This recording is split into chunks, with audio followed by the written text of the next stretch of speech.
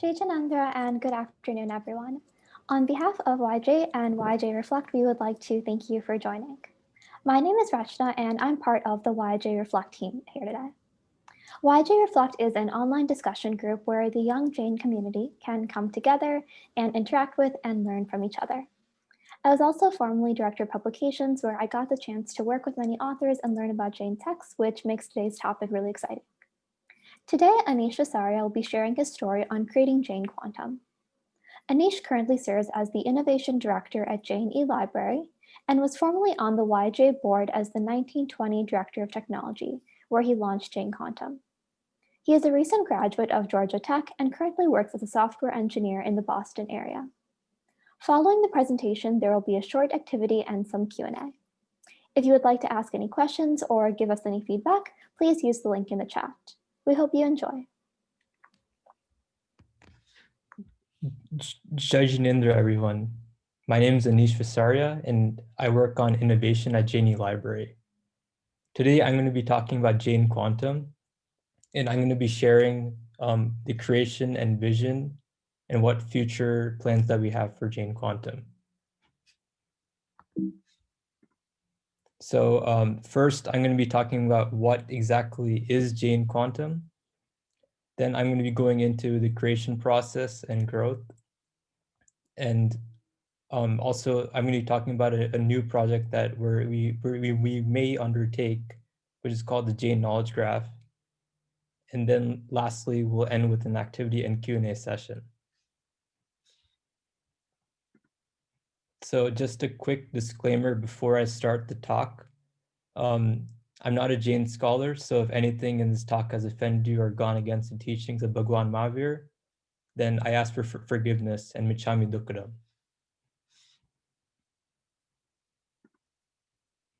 So before we go into Jain Quantum, let's first understand Jainism in multiple views. So Jainism can be described as a religion or a way of life. But the way I would like to describe Jainism, and I think the most inclusive way to describe Jainism is it's essentially a modern word for the ancient path of nonviolence, because all of the principles extend from some sort of ahimsa or nonviolence. Like if you take a look at non-possessiveness or aparigraha, that is non-violent in its own way, as is many other principles in Jainism. So given this framework of looking at Jainism in this lens, that's where the idea of Jain Quantum started. So if we go into what exactly is Jain Quantum, simply put, Jain Quantum is a Jain literature search engine. And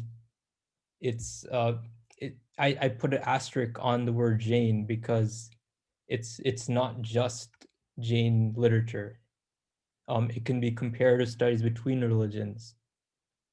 In addition, it can be non-religious texts also, and other religious texts as well. So I can go into a demo now of what exactly does Jain Quantum look like if you ever used it. And so we can go into what exactly does it look like.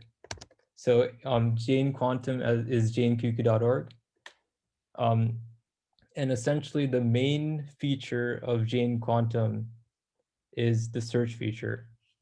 So it's essentially being able to search vast amounts of information in a short amount of time. So let's say we want to search for Maruswamy. You get all the information about Maruswamy. And let's say we click on a link. It pulls up and it searches based on a page by page basis. So everything is searching on a page by page basis, and it's all split into pages from the entire catalog, and the entire catalog is from JaineLibrary, which you can view from here. The full catalog has about 27,000 books. and we're adding more and more every week. So let's say like there's many different use cases of Jain Quantum. So let's say you're a Patra teacher and you want to devise a lesson plan or find some material. Let's say you're teaching the 24 Tirthankars. And you find, let's say you find the book here, such as this textbook, and you find all this entire list of the 24 Tirthankars. And Jain Quantum will recognize that this is similar information to other pages in the entire index. So if we click on any of these links, which are just detected as similar pages, we can see that this also has that amount of that information. So you can cross-check information as well. And you can download the file, and you can also use the reader mode for quick viewing.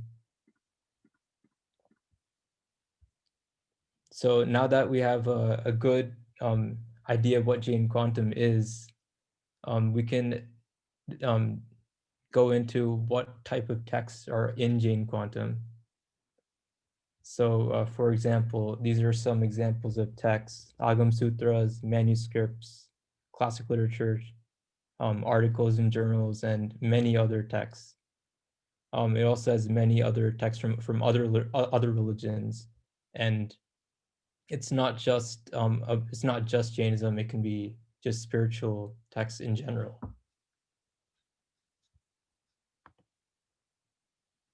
So why do we need to have a literature search engine in general? So what was the whole purpose of this? And one of the main purposes of this is the user experience, because you can't have the user experience is very important when it comes to any sort of accessibility and searching vast amounts of information. It can be very intimidating for the average user to search for material that they're not familiar with. So it can be, it's extremely useful for users to have just a simple search bar where you can type in anything you want and you get your answers back. And second, which I already mentioned, is accessibility, because you don't have to be a Jain scholar or have to know a lot about Jainism or any other faith to use this platform. And that's why a literature search engine will enable people to actually go into the literature and actually read more into it and find sources from the original text. And that brings me to the third point of authenticity. So there's a difference between Google and a literature search engine, because Google will search the entire internet, which can include secondary sources and blog posts and many other things which are not directly from the text. So the difference in this case is that a literature search engine is only searching the book directly. And that's more, it's powerful because you don't have to, you get the exact information directly from the source. And you might have heard this word a lot this year, misinformation.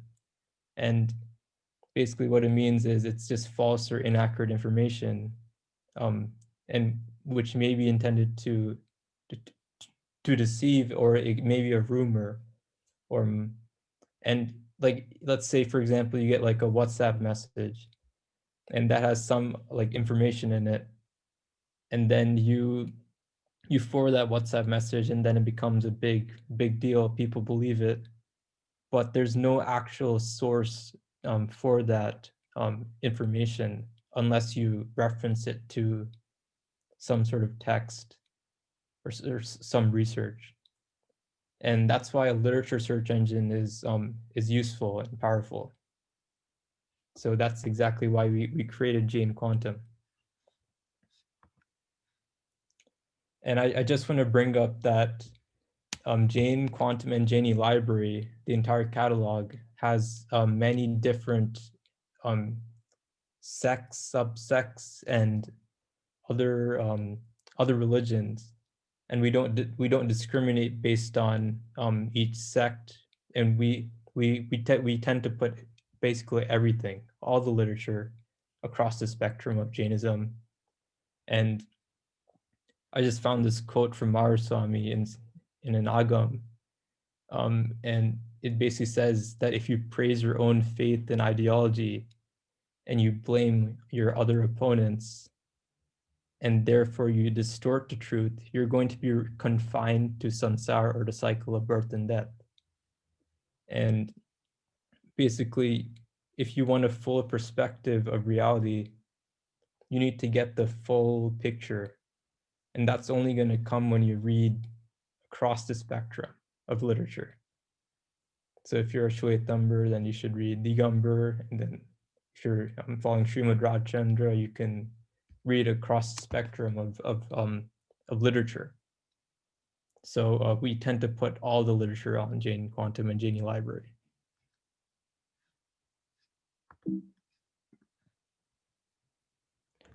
So how exactly did Jain Quantum happen? And to understand that, basically, I had this dream 3 years ago that we would be able to search vast quantities of information to find answers to our questions. And basically we couldn't do that before. And maybe if you had a question, you would have to search maybe for many hours in many books which you don't even know the names of, and you would probably have to ask a lot of people, and it's not very accessible to the normal person unless you've dedicated a lot of time to that task. So it first started with a collaboration with one phone call, and basically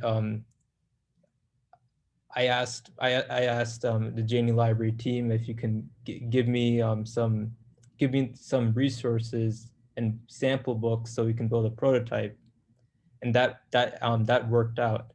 And then we went further, and then we indexed indexed into the search engine all of the English books, and that worked out also. And then we just expanded, and now we have a lot of literature from across different languages: Hindi, Gujarati, everything, Sanskrit, Prakrit, and all across the spectrum.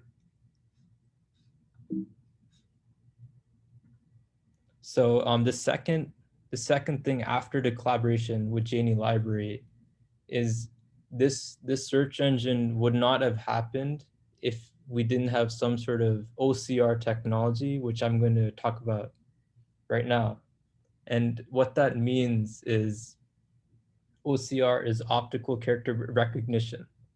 So I can explain that by a few examples. So if we take a look here, obviously this page looks like an image, right?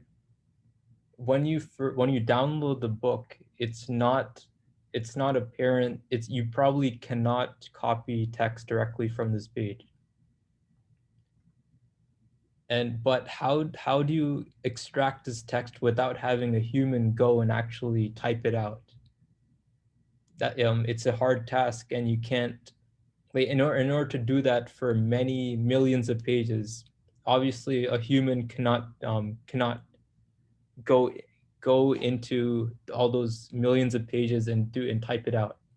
So that's where the OCR technology comes into play. OCR is a computer vision technique where basically, if you imagine, a computer is essentially reading all this text, and after reading it, it's able to formulate a bunch of words, which you can see right here.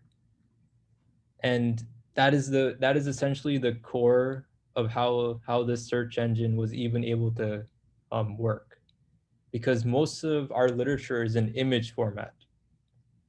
when it was scanned, it wasn't typed out. It was written down, or like just typed on a typewriter before computers. So we needed OCR technology so that we can read and extract text out of the pages. And you can see that it does do a pretty good job. There are some mistakes like right here, but for the most part, it works pretty well. And if you take a look at another example, so we can see that in this page, there is multiple languages on the same page.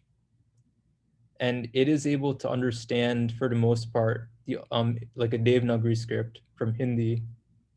And it does recognize that, but there are some mistakes, such as recognizes this word as 599, which is not correct. So there's going to be some mistakes when you do this, but for the vast majority of text, it does work.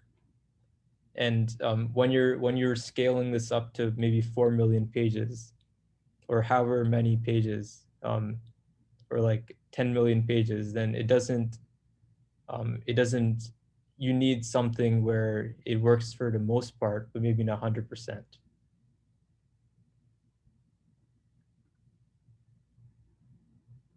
So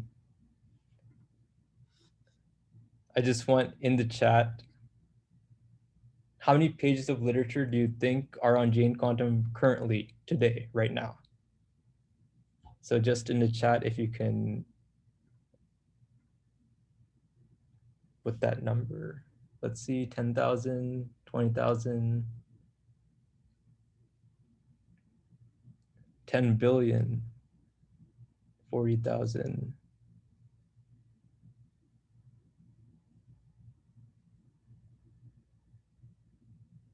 Okay, some of you are very close to the number. I think I might have mentioned it before also. So I gave a hint before. So if you can basically right now on the platform, we have about 4.3 million pages.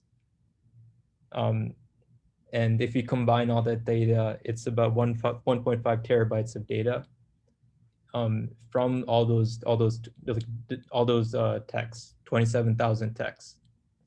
And when we talk about OCR and how much time it takes to process a page, it can take a long time when you're talking about like a huge heap of millions of pages. So we did take advantage of all the computing power in Google Cloud, and then right now it's working at maybe about 1.4 pages processed per second. And it's still an ongoing process because it's not, we have to stop and start many times. So just to preserve the quality and see what's happening, making sure everything is working well.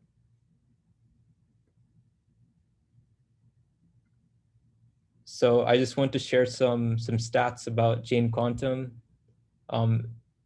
Basically, what we wanted to know whether people are actually using Jain Quantum, and do they actually want this type of technology. So currently, right now, we've had since August 2020, when it launched, about 80,000 views. And it's been used in 89 countries, with most of the users in India, obviously. And then US, Australia, Japan, and many other countries around the world.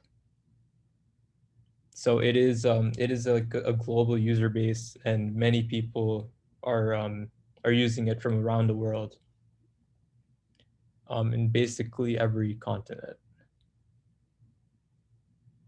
And we also have indexed a lot of pages on Google. So when you search something on Google, you may come across it, and we're starting to gain some impressions there.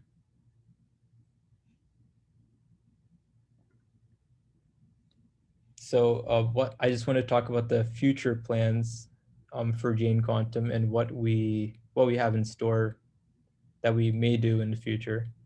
So we don't currently have a way to filter only canonical literature in the Agam Sutras on Jain Quantum. So there's no filter currently to only search those books. And we may add that in the future. And secondly, we don't have an automated pipeline right now where basically when we add books every week, there's no way to automatically take that book, OCR, and then index it all the way to the search engine to finally appear on a page that a user can actually search. So creating this automated pipeline would make this entire process more efficient. And finally, the Jain knowledge graph, I'm going to be talking about that next, is essentially the vision for how search can be incorporated at an advanced level, and basically how to make it similar to like the functionality that you see on Google. So I'll be talking about that right now. So we can just do an example. So let's see on Google right now. If we search for, let's say, Rishabdev or Rishabnath. So actually on Google, if you type Rishabdev,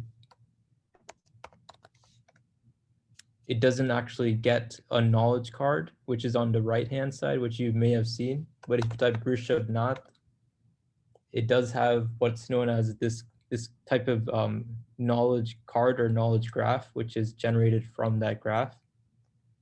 And you can see that it essentially incorporates all this information pulled from multiple sources and is able to assess and gather this information. Now, the only problem with this is that it doesn't do it for everything in Jainism, because this is generalized. And also there's no references to the original literature for each fact or concept. So let's take an example. Let's see the height of Rishabdev is 500 bows, as it says here, right? But how do we actually know that? There's no reference saying Rishabdev's height is 500 bows. So where does that number actually come from? So here's what I'm going to do live right now. I'm going to demonstrate, can we find this information on Jain Quantum in an Agam that has this piece of information that Rishabdev's height is actually 500 bows and not some other number. So if we go back to Jain Quantum, let's first type, just search for Rishabdev's height. And let's say, so we know what we're looking for. So let's say 500 bows, and there is one result. And you can see here that the height is 500 bows. So that it does seem to be correct, but there's one problem here. This is not from an Agam Sutra. So this is still not good enough. So the question is, how do we find it in the Agam Sutra directly? And how do we do it with minimal knowledge of Agam Sutras? So when we type Rishabdev's height in English here, and then we type 500 bows, we only get one result. So obviously we can't, that means we're not searching in the correct manner, because it must be somewhere in some of these pages. So we probably have to type in Hindi or Devanagari script. So let's say we type Rishabdev height, and we type it in Hindi now. So Rishabdev Uchai, and then we change the filter to Hindi here. And yeah, you can see right here, the first result is from an Agam. So now that we're on an algorithm and we're inside of it on some page, we can somehow figure out whether this page is actually saying what we want, whether Rushdie's height is actually 500 bows. So the first way to do it would just be to read the page directly, but you may not be able to understand all the language from it. So what are some other ways to actually extract this information? So you can see down here that we have page text. And so we have some clues here. We can view the romanization and we can see that there's 500 Danush. This sounds correct. This sounds like 500 bows. But let's say you still don't understand, then Google Translate, if you're using a Chrome browser, it should be able to translate it to English. And when you translate it, you will be able to see that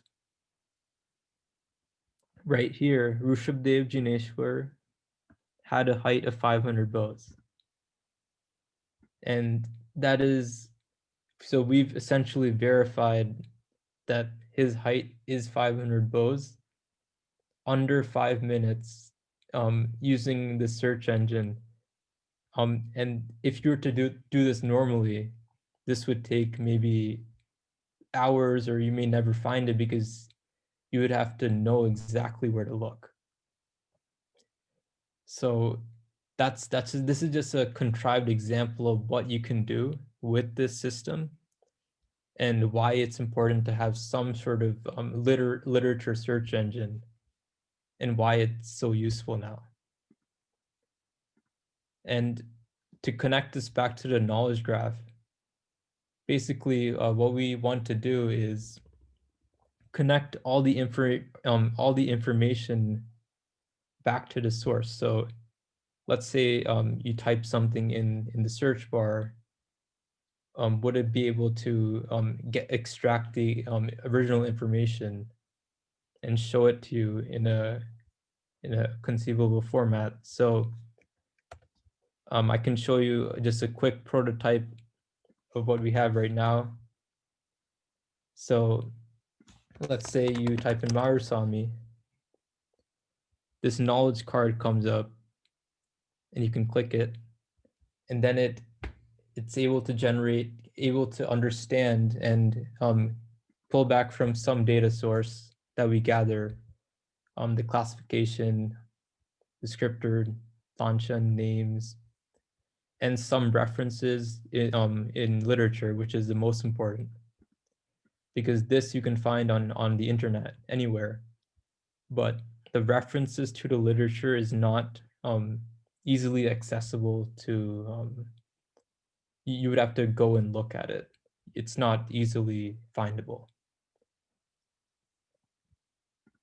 So, and that's just one of the visions of what the Jain knowledge graph could be in the future, and where we want to head in what direction.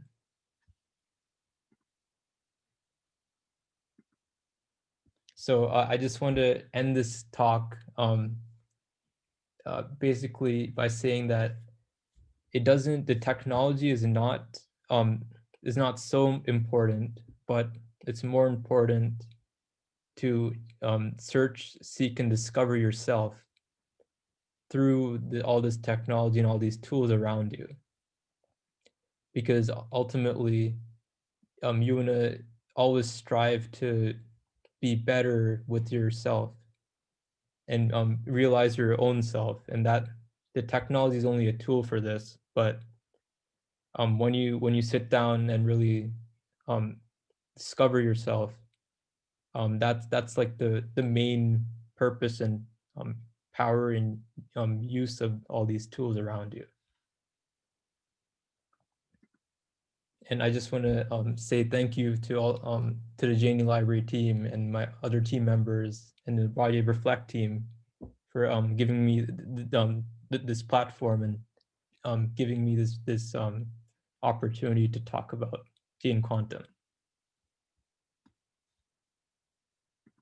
And lastly, before we go into the activity, I just want to mention that running the search engine does require significant server costs.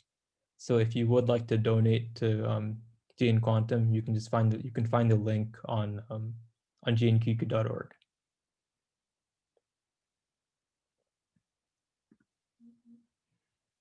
So I'm going to now pass it off to Soren, who's a YJA Reflect member, and he's going to kick off the activity.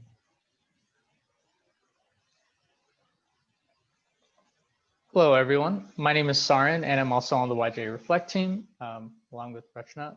I'd like to start by thanking Anish for that incredible presentation. The journey and vision in building Quantum is truly inspirational, and I'm very excited to see where it grows even beyond where it is today. So within our YJA Reflect Facebook group, we've seen our members use Quantum to answer each other's questions and gain a deeper perspective on Jainism. So today we've come up with a few questions that you, the participants in this call, can answer to familiarize yourself with the power of Quantum. And I'll drop a link to the page itself in the chat. Basically, I will show a question, and then you can use queries on Jain Quantum to answer them. Try things out. You can search just like you would search Google. You can use the browse functionality if you think you might know where the answer, what kind of text in which the answer might lie. And then we'll have about 90 seconds to find the answer. Once you found it, write the answer and the Jain Quantum link in the Zoom chat. And then just one final point is we will have about a 10-second waiting period after the question is read before the chat will open, just so that people have time to actually search for the question. So again, yeah, I've posted the Jain Quantum link in the chat. So if you go ahead and open up that page, we can get started. So question 1, who was the Dutch traveler who noted the presence of a Jain community in modern-day Azerbaijan around 1670? So I will also copy the text of that question in the chat for you. And I'll read it again. Who was the Dutch traveler who noted the presence of a Jain community in modern-day Azerbaijan around 1670? So go ahead, use the Quantum search, try some keyword searches. You can try searching phrases, whatever you think might get you the answer. And let's see what we come up with.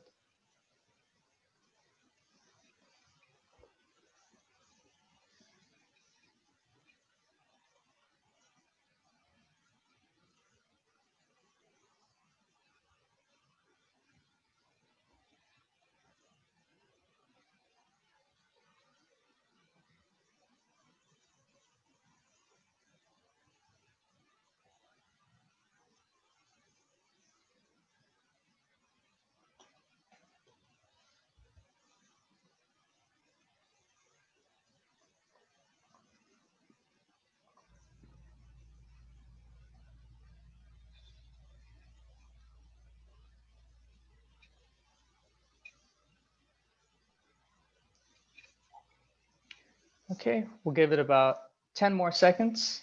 If you think you've got the answer, go ahead and post it in the chat.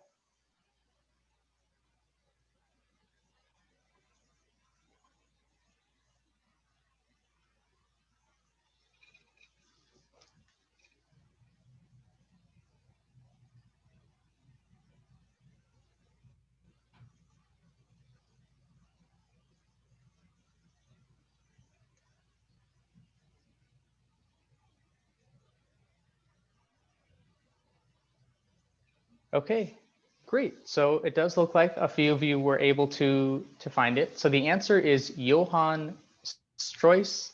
I'm not sure if I'm pronouncing that correctly. And I've put one sample link for what I was able to find. And yeah, so we have our results here. Basically, Johann Struys just put an account of a community in the modern day town of Shamaki in Azerbaijan. And he found these people who were brokers, money changers, but the most notable part is these people, they took great, like it says, to great pains to avoid crushing any living creature underfoot. Always tried to get hunters, fishermen to kind of find a new occupation.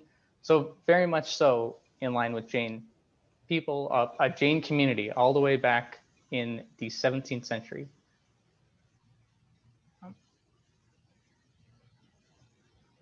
So our next question we've got is, which city in Belgium undertook a widespread campaign to promote vegetarianism?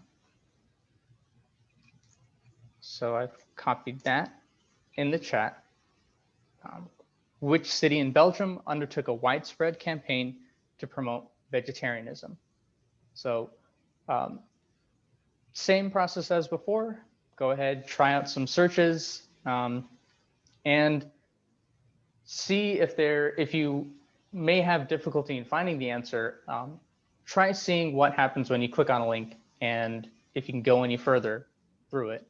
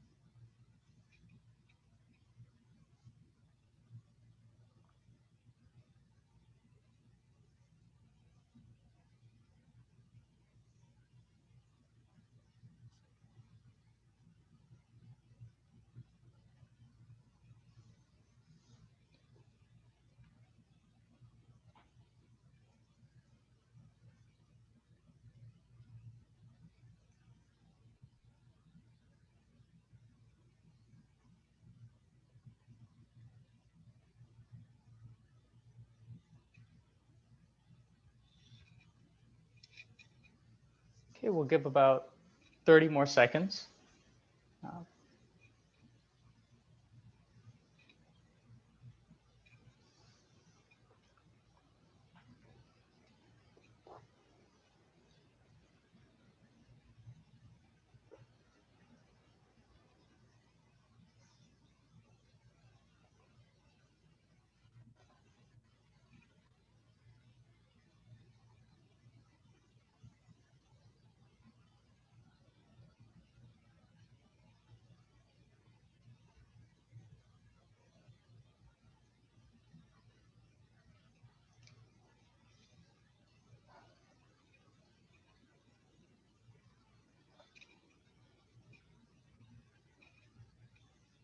All right, great. So this question, we've actually got two sets of answers. So the answer that I found was the city of Ghent. And so if Anish explores that link, we can see a little bit more why, and again, this might have been the wording of the question, but this text that I found on Jain Quantum stated that the city of Ghent actually went through a widespread campaign using billboards, television ads, etc., to promote vegetarianism. And I've read that even till recently, they have one day of the week where the entire city is promoted to go meatless, like all across all aspects. So I did notice also Antwerp was a big result, and the results that came from Antwerp were noting the Jain community that lives there. So, this particular question, I did notice, if we go back to the presentation, we can actually see kind of two queries, the way that I formatted it. So the first, just search Belgium and vegetarian, and that got us this result. And it says one city in Belgium goes vegetarian. And if you follow that link, it would show a table of contents. So what I did next was, once I entered that result, you can actually search within a particular text. And once I searched within that text, I was able to get to the page where it talked about Ghent. So this is just showing another aspect where, and this might be useful if you're looking, for example, in the Tattvarta Sutra or an Agam or anywhere where you'd like to, you know, the text you're looking at, but you want to go deeper. You can always search within a specific text. You can also search within the categories of text to get more information. So just a little taste of kind of just how integrated the search functionality is to the actual text that we're looking at. So now for question 3, we've got, in what year did Jain become an official category in the Indian census? And so I will post that in the chat. And again, that is, in what year did Jain become an official category in the Indian census?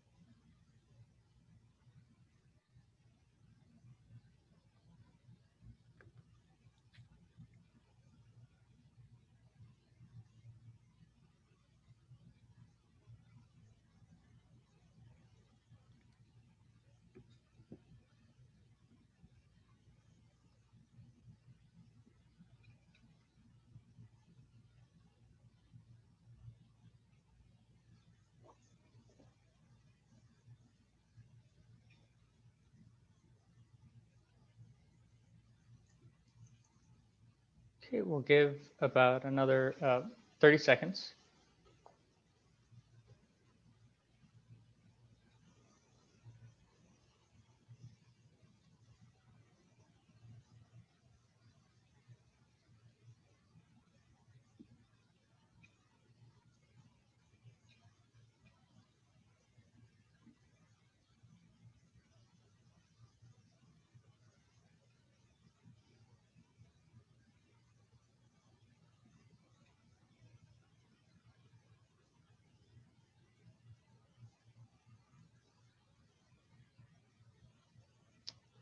All right, so this time we've got a few different answers here, but the one that I found was 1881, and the resource in which I found it kind of described it as such, that officially the category Jain was used for the first time in the Census of India of 1881.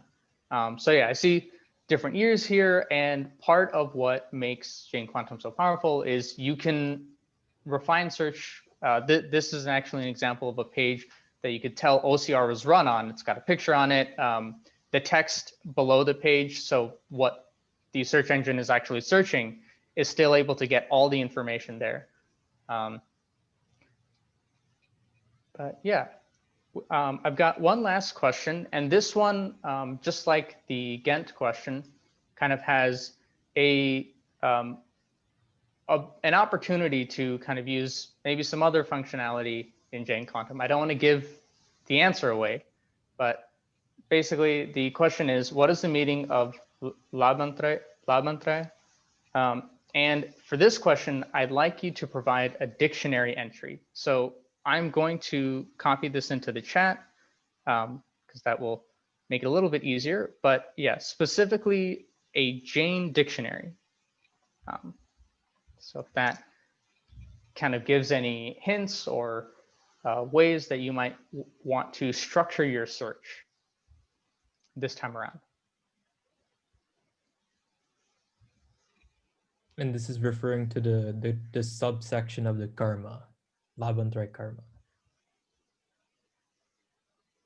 Right. Thanks, Anish.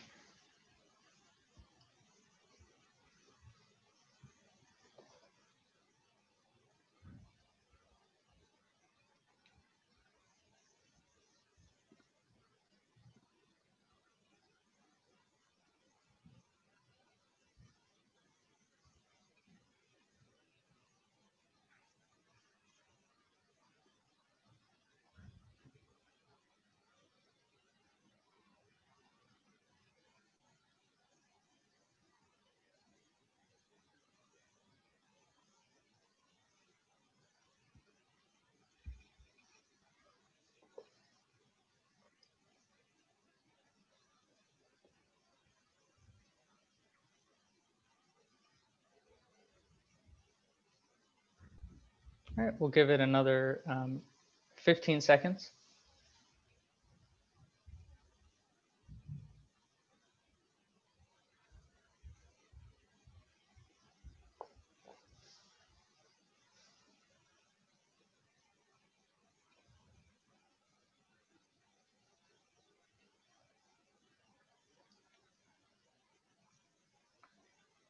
All right, so yeah, looks like everyone got, we got a lot of the answers. So my answer is just, I chose one particular entry, a kind of power obstructing karma, which hinders gaining, but I also have gain preventing karma, obstructive karma of gain. And the result here, you know, there are multiple of these Jain dictionaries, and this is another example of a page which has multiple languages written in there, but is still searchable. So, you know, if you, Anish, if you go down to the text section, you can see that if you were to search the Hindi text, or my approach, which is the Romanized text, you know, we're able to see, we're still able to search. So there's still quite a bit of power in there. And then for the particular finding it in a dictionary, if Anish, if you want to go into that slide, or you can show it on the page, you can use the search options, just like Anish had showed us before, to go into the category of a dictionary. So then all the results are just dictionary entries. Yep, exactly how you can do it. So that concludes the activity. And I did want to thank you all for participating. I hope you had fun trying Jain Quantum out. I hope you get to understand just how easy it is to use and how powerful it is for really anything that you'd like to answer. We'll now start the question and answer portion. If you have questions anytime along the way, please use our link in the chat to ask them. So we did receive a couple of questions already, and a couple of them were related to an issue that Anish brought up regarding multiple languages. You know, we're dealing with multiple languages. So we've got a question here. Spelling Indian words in English can be tricky. How does Quantum account for this? For instance, and maybe a follow-up question, if one types using the Devanagari script, does it search for Devanagari results or English results? Yeah, I can go into that. So basically, I think the best way to show that is just do an example. Like, let's say, like the result, for example, if I just type in what I typed before, Arushadev's height in Devanagari script, it is actually searching the romanization of the text. So when you actually go into like a result, you'll see that there is no English text here besides this. So it's actually searching Romanized text. And also you can notice that the language here is not Devanagari. This is actually Gujarati. So it can actually, you can actually search cross language. But if you do want to search only for Hindi, for example, then you can just put a filter for only Hindi, and it would bring up mostly Hindi books. So when you search something here, we first Romanize everything and then perform the search. Oh, that's great. Thanks, Anish. So we have another question here, which is, do you have plans to prepare cleaned e-texts of Sanskrit and Prakrit Agam texts using the OCR data that you have, and then, you know, making it available for academic use? Or do you have any tools for that? Is that something you're planning on? Yeah, we do have I did create a rough tool of it to basically extract the text, and we are working on it. But right now the OCR does not actually go over the PDF.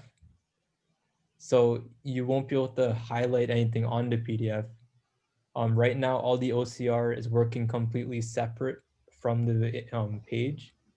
So as you when you go to a page on Jain Quantum, you'll see on the bottom all the text.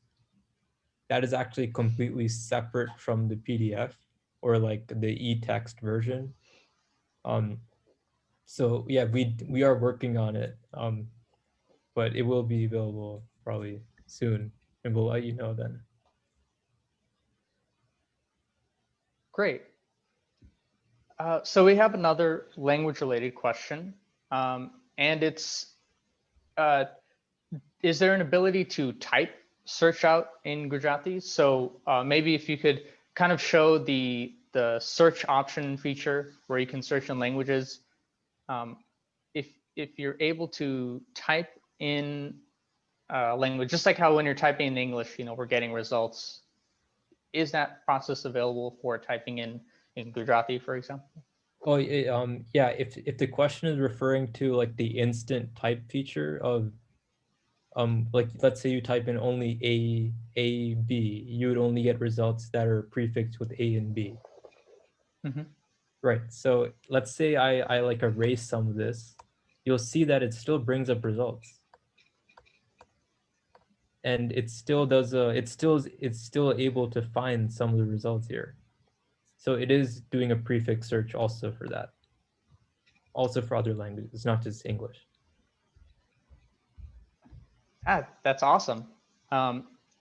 We have here another, or we have here a question about, does the quantum search engine use the same wildcards as Google? So for example, using or and searches, or using quotes, or even like Boolean searches. Are we able to do that in Quantum? So you're not able to do that in Quantum itself, except if you do want to use those features that Google has, you could just use Google directly. And the way to do that is, let's say you want to search for like Maruswamy, you just put a site query. So it only searches Jain Quantum, and now you have only results from Jain Quantum. So you just use append site and then whatever site you want to search. And you will get results just from that website. So this is actually useful. You could have found many of those answers just with this.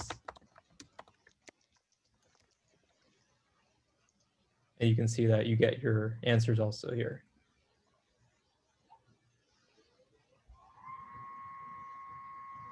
Wow, that's really great. Let's see. So we've got a question here. Can you exclude the footers from search? So not sure exactly what that means, but oh yeah, I think they might be referring to the footer of the page, I guess. So if you take a look at any of these pages, some of them have like the JaineLibrary footer on the page, I think. So yeah, basically we basically just we don't modify the version of the text on the page, so we only put what's exactly on the page in the page text. So okay, great. So looks like that's we've gotten to learn more about Quantum, and if you have more questions, stick around. Anish will be here for a little bit, but I did want to say on behalf of YJA and YJA Reflect, thank you all participants for joining, for trying out the activity, for learning about Quantum, and thank you very much, Anish, for this amazing presentation. If you'd like to learn more about YJA, please follow us on our social media or visit yja.org. And yeah, if you would like to ask Anish more questions, he's going to be sticking around you'll be able to talk if you weren't able to use the forum. But yeah, thank you everyone for joining. We're really excited about Quantum. We hope that everyone uses it and continues to provide feedback and questions, ways to make things grow. Thank you. Thank you, everyone.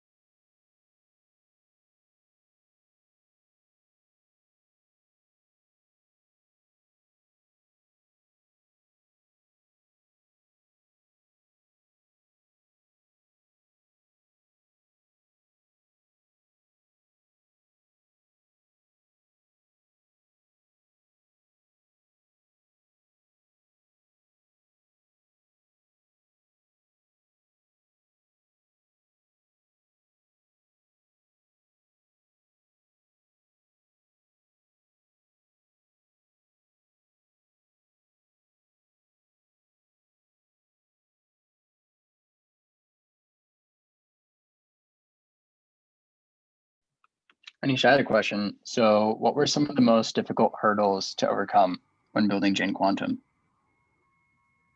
I would say probably the most difficult thing is taking into account the large amount of data and processing it in a way that that is most efficient. You also have to wait a long period of time to process all these books, because if you're talking about like many gigabytes and terabytes of books, then it could take maybe like up to 300, up to like 1 month of just your computer sitting on the entire time. So just making sure everything is like organized and making sure it's able to just work in a manner that people are able to search.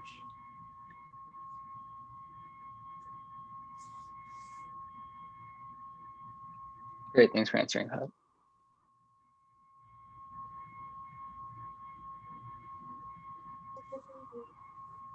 Is the presentation available to download somewhere? It should be available after, like we are recording this, so the presentation itself, we can maybe send that out later in an email. Great, thank you.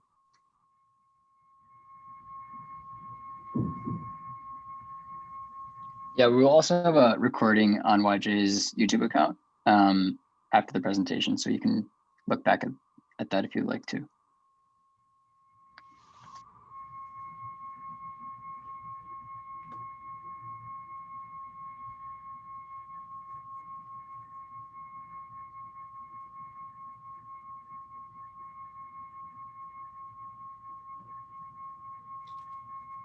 Alrighty, thank you everyone for joining.